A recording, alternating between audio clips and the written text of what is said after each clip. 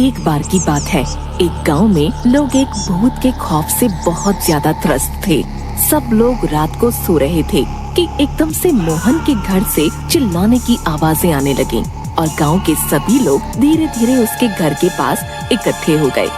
इधर गांव के मुखिया जी ने इंस्पेक्टर टोंडे को भी बुला लिया था। वो भी मौके पर पहुंच गए। क्या हुआ मोहन? है तुम्हारे घर से इतना चिल्लाने की आवाजें क्यों आ रही थी भाई? साला डाका डाला है, इंस्पेक्टर टोंडे के एरिया में डाका। मोहन भैया आज चिंता नहीं, साला छोड़ेगा नहीं चोर को। तने पूरा घटनाक्रम बताइए। क्या बताऊं भैया, बेटी की शादी के लिए कुछ पैसे जमा कर रहा था, लेकिन वो भूत आज हमारे घर आया और सब सामान और पैसा चोरी करके ले गया। अब मैं क्या करूंगा? मेरी बेटी की शादी कैसे होगी? मेरा तो सब लूट गया भैया, हम तो बर्बाद हो गए। लोगों ने उसे सांत्वना दी। भैया सब ठीक हो जाएगा, है ऊपर वाला सब ठीक करेगा भैया। है भूत? अरे दादा, हमको साला भूत से बहुत डर लगता है।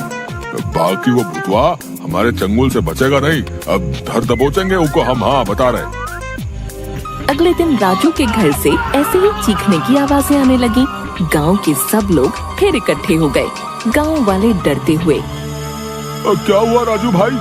क्या बताऊं दादा, आज फिर वो भूत आया और हमारे घर से सब सामान और रुपए ले गया। बेटे को गांव से बाहर शहर पढ़ने के लिए एक पाई जमा की थी।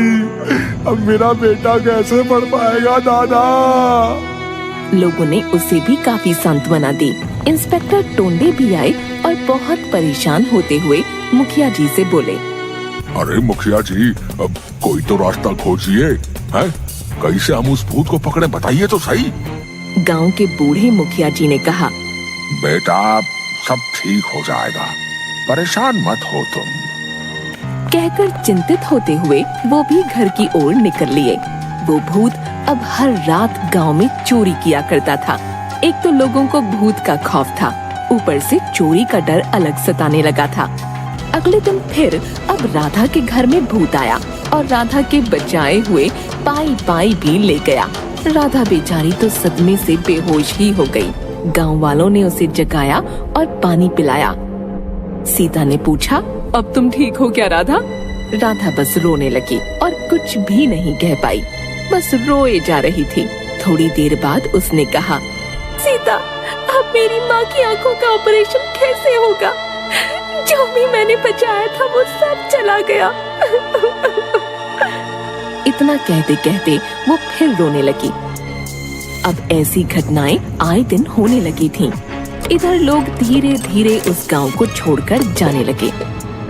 इसी बीच गांव के मुखिया जी का बेटा राघव, जो कि शहर में पढ़ाई करता था, गर्मी की छुट्टियों में गांव आया था। उसी दिन मुखिया जी के घर में भूत ने पहले तो लोगों को डराया और फिर चोरी की। और एक बार फिर से पूरे गांव में हड़कंप मच गया कि जब मुखिया जी का घर ही अब सुरक्षित नहीं है तो किसी और की तो क्या ही बिसात। अब सब पूरी तरह से डर चुके थे, लेकिन राघव बहुत समझदार था। उसे ये बात पहले से ही खटक रही थी कि भूत आखिर चोरी क्यों करेगा।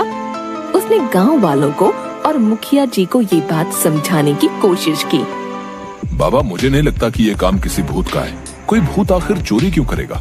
हो ना हो ये कोई इंसान ही है।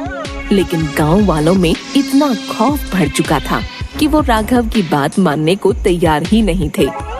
बाहर से 4 अक्षर का पढ़ा है, बहकी बातें करने लगे हो तुम।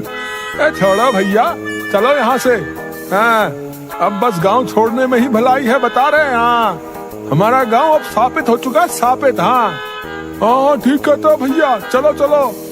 लेकिन राघव का मन अभी भी इस बात पर यकीन नहीं कर पा रहा था कि एक भूत चोरी कर सकता है। उसने शांति से इस सारी घटना के बारे में वापस से सोचना शुरू किया और एक योजना बनाई। उसने अपने एक दोस्त को शहर से बुलाया और उसे खूब सारे पैसे लाने के लिए कहा। इधर गांव में उसने प्रचार कर दिया कि उसका बहुत अमीर दोस्त आ रहा है और वो कल आएगा और कुछ दिन यहीं रहेगा। अगले दिन उसने अपने घर काम करने वाले एक लड़के को उसे लाने के लिए बस स्टॉप भेजा और ये भी कहा, देखो भोला, उसका नाम उदय है, ध्यान से उसे लेके आना। उसके पास बहुत सारे पैसे भी होंगे, कहीं कोई चोरी ना हो जाए। ये बात अब तक गांव में आग की तरह फैल चुकी थी कि राघव का एक अमीर दोस्त गांव आने वाला है